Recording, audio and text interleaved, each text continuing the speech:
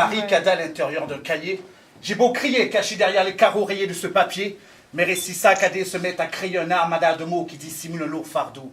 L'écriture s'apprend derrière des carons respectant la marge. Je suis un produit de société que mes bourreaux rendent barge. Avant d'être mis à tabac sur un bureau pour jouer les cadors, les plus beaux stylos des bureaux de tabac de la capitale me sont faits en cadeau.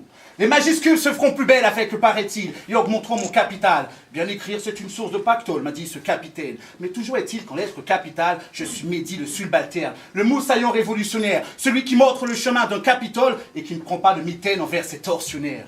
Écoute cet air, de quoi j'ai l'air? J'erre comme un animal sauvage qui est en cage. Puis-je trouver le courage de gérer mes craintes, ma rage, avant d'atteindre ma mission pour réussir mon évasion? J'élague notre discussion. Le barillet de la serrure me nargue. Mes récits saccadés se mettent à saccager sa tâche. Suite à cette trahison, je vois les algues de l'autre côté de la cloison. Larguer les amarres comme un mirage à l'horizon. Mes pensées prennent le large. La cellule s'efface sous mes larmes. C'est fini. J'écris plus derrière les barreaux d'une prison.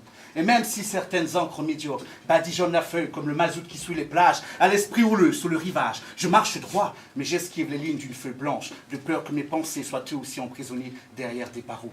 Habitants de la pointe, voici la sableuse de mon paysage. Une encre noire née à pointe noire sur une plage de sable noir. Pour que mes mots soient gravés sous tous les monuments de Pointe-à-Pitre. En vacances en Guadeloupe, je ne ferai point le pitre. Je vous lancerai des pavés de goyave.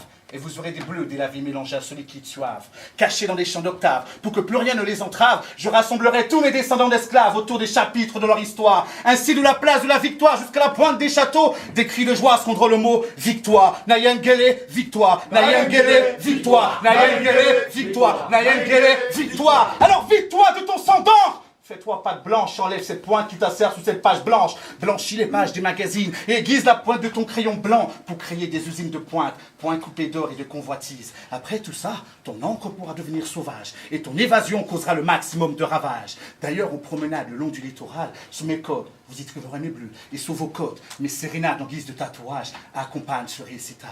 Yoka, dis-moi un péla. Yoka, dis-moi un péla. Plémra chez Bray, traverser l'océan. Yoka, dis-moi un péla. Yoka, dis-moi un péla. Oui, on sent pélage, jamais manqué péla. Yoka, dis-moi un péla. En café, une acapella. Les mots s'enchaînent, mes pensées se déchaînent. Et voilà que moi aussi se brise les chaînes. Pour accomplir cet instant de liberté, une larme noyée dans un grand bleu. Maintenant, au large de Vénus, nos cœurs sont des cellules de partage, submergés par nos bleus.